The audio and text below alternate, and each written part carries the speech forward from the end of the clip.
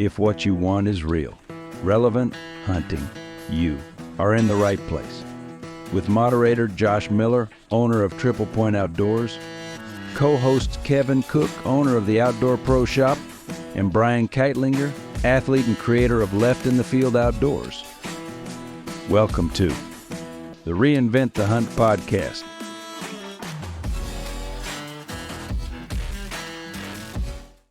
Well, welcome back to Reinvent the Hunt podcast. It's already episode 11. We want to thank everybody for over 5,000 downloads so far. It's been really awesome. It's been a lot of fun talking to you guys out there and connecting. And we have an awesome show tonight. It's going to be a lot of fun to talk about. We have Jeremiah, who owns Bullfrog Bowfishing. And Enterprise, is that in Maryland, Jeremiah? Maryland. Yes, it is.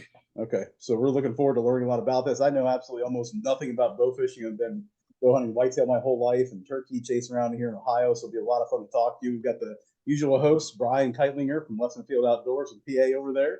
And we've got Kevin Cook from the Outdoor Pro Shop as normal. Kevin, how you doing? Good.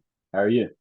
Doing well. I've been chasing turkeys here in Ohio. I'm already annoyed as crap and ready to give up. went out once and had 4 come in, and they're like, they see everything. So I thought, my dad's like, get one. And I'm like, grab the bow. I'm getting ready. I got the release hooked on, And I look over and they go, poo, the other way. I'm like, you guys suck, every single one of you. Smartest dumb birds. They are. They're so ridiculous. And so we tried calling, and they gobbled while walking away, and they just kept on walking. So, but it was fun getting out. Had a good time with my dad. Of course, got to remember that's what it's about, is getting out and enjoying time with your dad, and just not getting too frustrated. So, Brian, the same way down there. You're getting ready to start this weekend?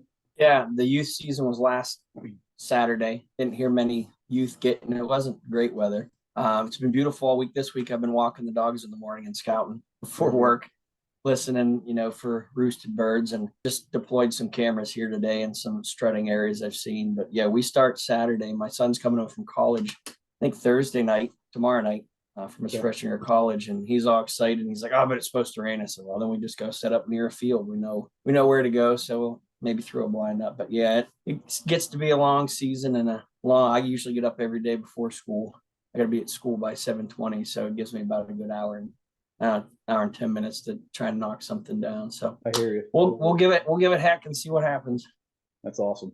Well, I want to introduce Jeremiah again from Bullfrog Bowfishing. Jeremiah, I'm going to let you kind of take it over and talk to us about what you do, how you do it, everything there is to it, because it's really interesting to me, and I can't wait to learn about it tonight. So yeah, we have something here in Maryland called the Northern Snakehead. So it started way back from what we heard. There was a pond in Crofton. It was real close to the Potomac River. They come out of the pond somehow. They moved from the Potomac River to something called Dorchester County Blackwater. So they said they couldn't move up the bay. These things have adapted. They moved up the bay. 5 years ago was during COVID. I'm just out there fishing for something called striped bass. Get back to the ramp. This guy's got this bow fishing rig set up, and I asked if he had room during COVID. It was a little tight. I said, well, I have a few spots that I fish rod and reel. If you'd be able to fit me on the boat, I would, show you my spots or help you, So after a good bit of talk, and he says, let's go. Or I paid him. It's like $175. So we go out. We shoot his spots. I had hit my first one at his spot. Then we moved to where it was almost like I knew I might have seen him because I called him rod and reel. So it's kind of behind my house, and it ended up being a honey hole. They were here, there. So when I was fishing for them rod and reel, they're real finicky. So I didn't go out at nighttime with lights. I really didn't know how many were there until that night. I went that night. I told him, I definitely want to do this again. I'm going to pay, whatever. I built my own rig. I took 2 canoes, 8x8 deck, and started there. Started taking some buddies. I'm a big archery hunter. So once I did it once, I was hooked. It was just like I said, 2 canoes bolted together right out back to the house, no big motor. And then the following year, I had hooked my Carolina skiff up, put lights on it, and started there. Did like 2-3 years like that, and then said, this is what I want to do. This guy that's doing it, I'd like to be able to do that one day. 5 years later now, after learning these fish, learning spots, I think I was ready to go. So got in touch with somebody that could build me a logo. I did my captain's course, got my captain's license to be able to take 6 people. That's cool. So these guys shooting like 8 guys, but to be honest, there are 4 or 5 guys sitting back waiting. They'll rotate. So 4 shooters, you got 2 up front, and if they miss, you'll have 2 guys to clean up. And I used to work at Conowingo Dam, so my time frame for them was perfect. They have this fish ladder, and they get up in there so thick, they would sort them out and they donate them to a food bank. Well, just by the numbers, I could see, 4 or 5 in the fish ladder. And then it was almost you could walk across. So these fish, they breed 3 to 4 times a year. If you think about another fish, it's like 1,500, maybe 800 yield, something like that. These fish have a 30,000 yield and breed 3 to 4 times a year. Oh, So okay. the numbers are just growing. First year, the majority of the fish were like 8 pounds, 5 to 8 pounds, the majority. And then following year is like 12 pounds, the majority. We're up to like 15 pounds, the majority of the fish you see. Way back, I have a buddy, Cass County owns snakeheadlife.com. And he's been trying to talk to these biologists, and because he don't have that college education, he doesn't know anything. Had already said they're going to move up the bay. They're going to be in all the tributaries, but they couldn't go through saltwater. Well, he proved them wrong. He's a big influence with me. He had set me up with, there's the eastern shore and I'm on the western shore. There's only one other guy licensed on the western shore with me. It's the guy that I went with, outdoors, working class outdoorsman. So working with him, we had, shared spots, whatever it was. I wanted to be out. If I took a group of guys out, they're going to get 50 to 75 shots. Majority of your shots are within 7 yards, sometimes straight down, Mhm. So I take all kinds. I like to take the youth out. That's one of the most enjoyable for me. I've taken some veterans out, a couple handicap. That's what I want to do is get the youth out for one. So they were trying to think about what's the best way to keep these numbers down because they're eating all the native fish. There was no, you would say, predator to them. They may eat their own, and they do, but let's say the mom's fathers won't eat their own, but other snakes come in. And what they have is something called a fry ball. And you'll be out on the water and you'll just see this big black circle. And once you get close, you realize it's just a bunch of hatchlings that just hatch and get up to about 1.5 inches. And underneath is the mom and father. So when I would see these rod and reel, I would cast, they wouldn't hit. I had caught about 3 before I got into bow fishing. Like, there's not that many, is what I'm thinking. But when you see these, I'm thinking maybe they just get eaten. But you have to really aggravate them. You have to make them mad. That's when they'll hit a lure. Okay. They don't want to hit my lures. So now I force feed them. It sounds more fun anyway. Yeah, force feeding is the way to go. That's cool. And that's what is going to keep these numbers down. So Yeah. first year, I might have seen 1 or 2 of these rigs out back the house. One person told another one. And it looks like 2 or 3 UFOs out there at all times at night. One guy told another. So that's how I have wanted to take it slow. I changed rivers. Susquehanna is a big one. That's where the Conowingo Dam is. But you need an aluminum boat to fish that. So I had built the aluminum rig, I welded the deck on it. And I shoot more fish off that than the skiff. But I'm having the skiff wrapped right now. I had somebody generate a wrap for me, logo, all that. And really excited about doing what I want to do. It's awesome. It's something that I've dreamt of. So I was working at Conowingo. I had put in for a position. Long story short, didn't work out. I'm down at the airport now. But I was working 6 and 7 days a week at Conowingo. So now you got to get out there at night. You're going to work the next day, no sleep. So everything happens for a reason. I ended up at the airport working 4 10s, Thursday, Friday, Saturdays. I can shoot, not have to get up for work. So it's going to be an exciting season. This is everything I've been wanting to do. Yeah, that's awesome. I want to eradicate these things. War on Snakehead. I'll tell you what, it's awesome to hear your story because I think, it's all of us, probably every one of us sitting here, we all have a dream and we all have a I love the outdoors and just doing things that drive us, you know, to get out outdoors and hunt, fish, whatever we're doing. And not only are you taking care, I mean, they're an invasive species, right? Yes, I mean, they so are invasive species, and if you catch one, you cannot transport it live. You have to cut the gill plate. It used to be you couldn't release them, and now you have these gaslighters, whatever you want to call them. They're making these videos of catching one, releasing them. It fires me up. You know, we have commercial fishermen out here that's been taking a toll, like hurting their pocket because their pounds are way down. Your white perch, your yellow perch, they don't really fish the bluegill for commercial, but crabs, anything, they have knocked numbers down. And the way I see it, my grandfather was a waterman, so I know all about what's happening right now. And ain't nothing more that I want to do is take these things out. I know I can't do it myself, but yeah. I feel good doing it.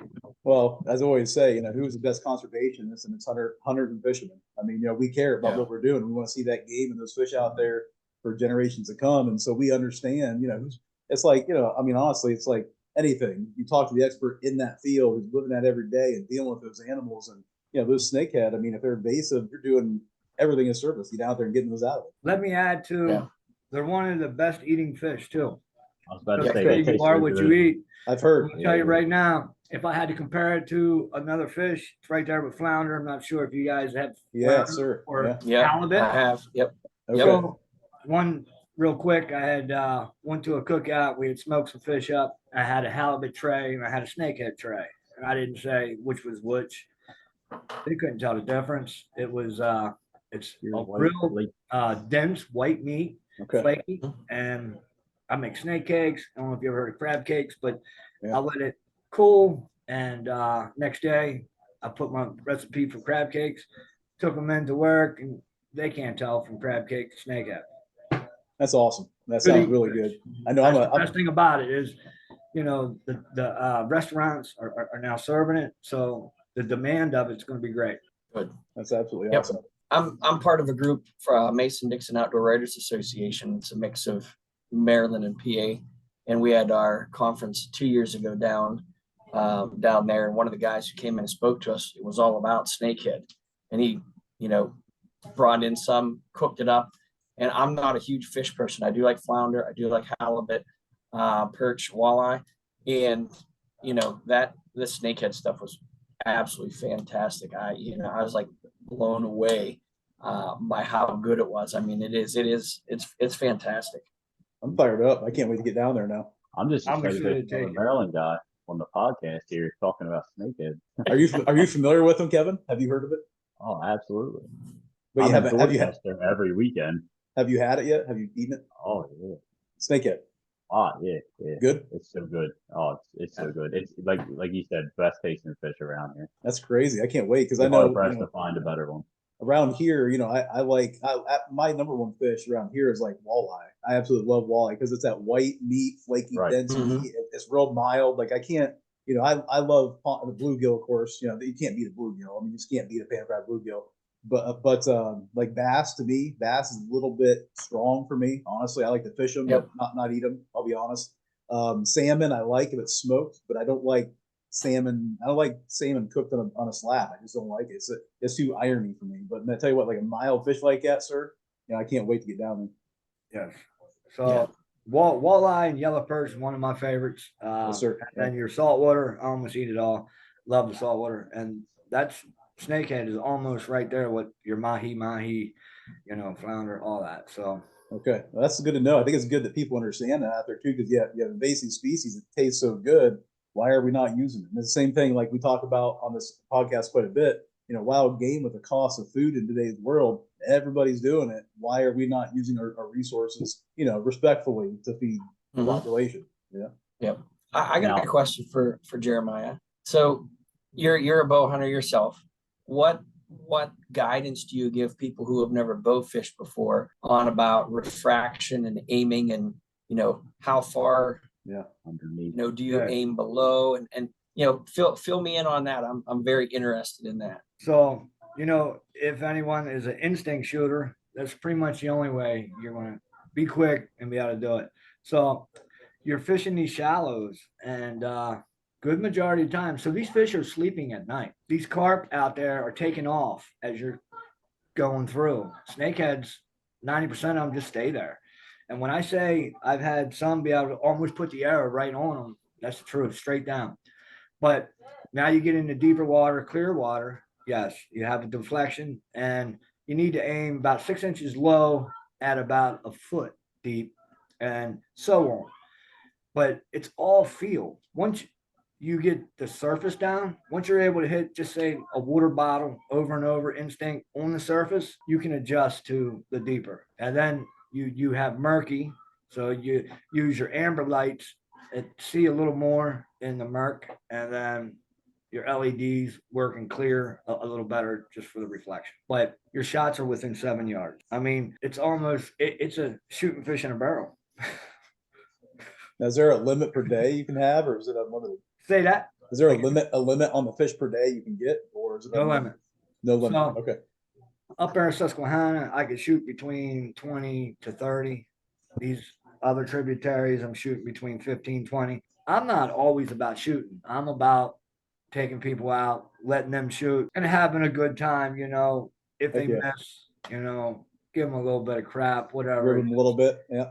I got a good buddy that excellent fisherman, rod and reel. I mean, one of the best, and he just struggles with the bowfishing. Where he's on me about the rod and reel, and I got all these videos, and he is first one. He's all excited. He want to take pictures.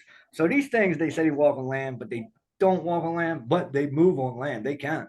So he gets his fish in. He's excited.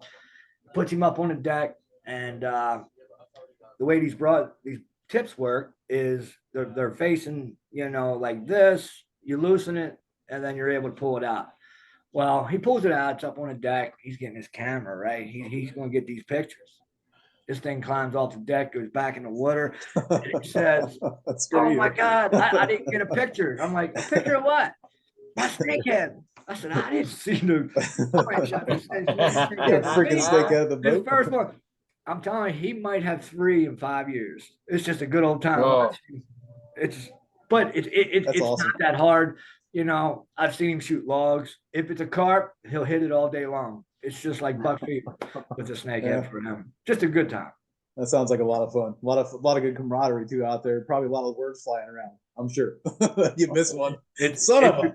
So we're listening to music. You're running a generator. Every now and then you'll have one swim off on you, but they're sleeping. They're literally asleep at night, and it's just a good time. That sounds That like was going fun. to be my next question. Is like, I know how finicky these fish are during the day. Like they'll see your shadow, like when you're walking on land, and they're A lot of gone. sight So fishing. that's how they stay put. They're sleeping at night. So yeah, during the day, that's actually what you do is sight fish them. So they breathe air. They'll come to the surface, Right. almost look like a turtle, and drop back down. So when I was working at Conowinga, and there's so many of them doing it, they're gulping, and they just have to breathe air. So when you're out there in the daytime, you're sight fishing these things and just making them mad is what you got to do. Top water frog is one of the best because it's weedless. That's where they're at. They're in the frag grass, seaweed. But yeah, it's just a good old time. Sounds like a blast for an Ohio boy like me that's not spent a lot of time on the water. I'm used to pond fishing, so that sounds like an absolute lot of fun. Yeah. So quick story is my father's out in Illinois, and he's not big on mosquitoes, but they're not really that bad. So when he comes into town, I'm like, "Hey, let's do this." But he uses a crossbow. So you give him this bow, and he's not the bow. So I had built a gig. So when I take people out and I see they're struggling, I'll say, just go ahead and gig one. Get one in the boat, and then bowfish from there. Okay. So he'd rather gig them. My father just gigging them. So yeah, That'd be fun too, though. yeah, Yeah. It would be. We built a gig too down Dorchester. You just take your daily Dorchester, aggressions out, you know. Blackwater. That's right. Yeah, I have a permanent campsite down Taylor's Island, so I'm down there every weekend. Seek a deer there, right? Yep. Nice. Oh yeah. Now, when you take these back, once you get them back, you just weigh them like a normal fish. Are they bony? What's the inside look like? So it's a really tough fish to clean. It's you're gonna need electric knife. Well, I use an electric knife on bones in my fish, so I take my time. And you go down the back like you would a regular fish, but then when you get to that belly area, you just gotta lose that area. So it's kind of shaped like this, where sometimes they'll cut the belly out and you'll have that belly skin in with your fillets and they pull the bones or somehow get the bones. But it's a tough fish, but it's real thick. These fish aren't thin. Okay. They're thick, and you get thick fillets off of, just say, a 12-inch one. You're going to get the thickness of a flounder. But then when you get up to 18 pounds, you're getting that thick. That's a lot of meat. So you're cutting Prime three. rib. Yeah. So you're cutting like 3 out of a whole fillet of chunk. But I want to get to the state record thing. So they have a state record for rod and reel. It's like right there at 20 pounds. Bowfishing's at 21 something. I've seen them. I can't prove it, but I've seen state records and really excited if I'd be able to get one. But I can tell you that I've seen them, and they're just getting bigger. But the state record's growing every year. And it was just broken with rod and reel. what's that? The state record was just broken with rod and Every reel. year it's getting broken. Yeah, Every Yep. Yep. They like you said, they just keep getting bigger. Yeah. The majority of the fish. So I just got back from Disney World, and I'm a little behind. And I see all my buddies out last week when I was in Disney World. I'm saying I'm down here playing with Mickey Mouse when I should be home shooting these snakeheads. So Thursday night is going down. Awesome. Yeah. Now, when you cook these things, as far as the meat, when you finish it off, can you do like a pan fry, smoke? Like what's the best way to do it? So they have something called snake bites, where they cube it up, they batter it, something like they do with catfish nuggets. Okay. So the batter really hides the fishy taste on, say, catfish. So I'm a fillet guy, and I'll either put it on the grill or bake it. Baking it is one of the best, and then smoking is right there with it, where you just get it down to that white flake. And it all depends what you prefer. Like, some people like that batter. If you're out there, called pond food. So my father, he was a waterman here, and he moved out to Illinois because he got some property, big hunter, and it's just not his cup of tea. He calls it pond food out there, frog legs, crappie, bluegill. But we have the Chesapeake Bay here. It's one of the biggest seafood, so he loves coming home, crabbing, he's one of the best. He's taught me, and I'm not nowhere, he's got it pinned down. Fishing, he's just not into that bow fishing. Gotcha. Well, I know as far as crab goes, I don't know you guys, but you see all these commercials, and everybody always wants like a lobster, surf and turf, lobster and steak. I take crab over lobster every day. I think crab is a sweeter meat. It's a delicate meat. It's with butter on that, man. You can't beat that. Lobster, to me, even a good one's a little tough. Right. Rubbery. Yeah. I'll take crabs all day long. Crab all day, baby. Yes, sir. Yeah. So up north and in Louisiana, they do a boil. Yeah, don't get the Louisiana boy started. You're ruining them crabs. You need to steam them things. Steam them with some somebody broccoli, some corn. It won't be soggy, and It's a battle. trout line's the way to go. But you're out there with the pleasure boat with the kids. You got traps. You're allowed 30 of them, and kids love just pulling traps and then dipping them off the trout line. Big crabber, also myself. Crab during the day, snakehead at night. That sounds awesome. I was in Newfoundland last year. I think it was September. We were up in Newfoundland hunting bear and moose, and so while there, we did some cod fishing, which was fun, just by hand. It was crazy. Throw it out, they nail it and pull it in at the mouth of the bay. And then we were there, we dredged some scallops. Well, these guys shucking these scallops open, big scallops, and he got a medallion out like that, and he goes, eat it warm. And I looked at the guy that was with me, and I was like, I prefer pan seared, cooked and butter. He goes, no, try it. So I popped that sucker in my mouth warm, and it was literally absolutely disgusting. I started dry heaving. I swallowed it. Did you say raw? I ate it raw. Yeah, it was like slime. It was like, I'm going to describe what it was. It's probably even appropriate for. I've not even heard of raw scallops. It was salty, warm, and disgusting. Salty, warm, and disgusting. But I swallowed it. I was gross, but I did it. I was like, that's it. Gotta be How about raw oysters Any of y'all had Yeah, some I raw love- oysters? Yes. If My you cook them, go-to. That's where it's at. I'm Yeah. telling you. Only You eat gotta- them you in gotta the slip them months things of on hard. raw. Scallops is one of my favorites. oh man, You have bay scallops and you have sea scallops. yes sir. So your sea scallops come from like an actual shell, and then your bay scallops, we have something here called a stingray, and it's like a cookie cutter. They punch the wings out for bay scallops, but someone that doesn't eat scallops, you're not going to know the difference. But size, the texture. Yeah, we took Yeah, these things. they're with the razor. We had a cast iron. We had some moose steak that night too. So we had a cast iron pan. We seared them in butter. One about maybe 30 seconds per side. Man, they just flaked apart. The most bacon wrapped. I mean, it was heaven. But warm. I can envision it now. I was dry heaving. I mean, his wife ate it. I'm just like, ooh. Yeah, that's a total Yeah. difference. He's like, be a man, Miller. I'm like, Be a That's the only man. thing Not bow fishing so far is rays. We've cut the wings off rays and ate them. It like you said, the texture is just different. It's a little more stringy. okay. So I think one of my I think favorite. I think they're good. Yeah, I think one of my favorite things I've had, down, Carolina, soft shelled crabs. I just absolutely love soft shelled crabs. Man, I'm like, this is what? And I was like, they're just trying. I couldn't get enough of them. I just was blown away. Absolutely blown away. A sandwich. Oh god. Yes, we're getting into something that, yes, the soft crabs.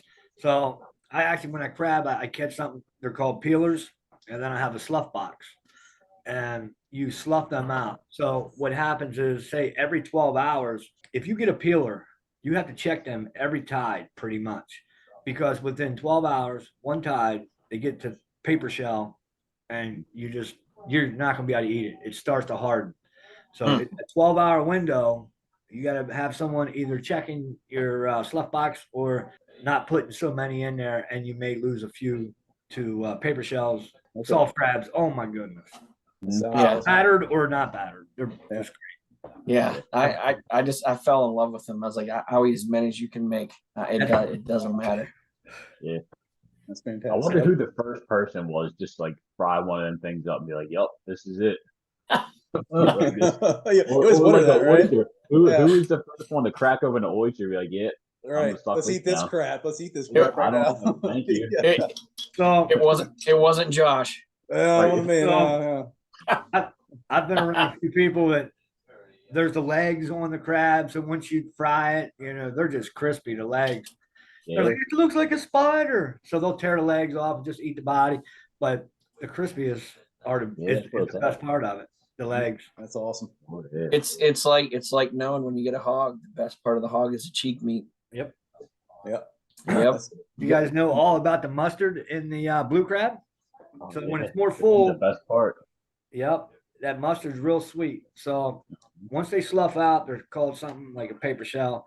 And then right before they slough, I call them the big ones rock crushers. And they're black on the bottom. They're solid. You couldn't eat. You wouldn't want one to get a hold of you. I can tell you that. The rock crushers, solid. And that's the ones that are full of the mustard. Okay. I'll tell you what, we appreciate you coming on tonight, Jeremiah. Again, Appreciate you having me. Bullfrog Bowfishing out of Maryland. Like us, share it, give us a review. Been on YouTube for a while now, and also on all the podcast platforms. And just appreciate you coming on. Can't wait to come down there and try it. This is Snakehead fishing. So if you want to look me up on Facebook, it's Bullfrog Bowfishing and Outdoor Adventures. Outdoor Adventures. Okay. Bullfrog Bowfishing and Outdoor Adventures. All right, we'll do. Thanks, Jeremiah. Appreciate it. Thank you. Take care, everyone.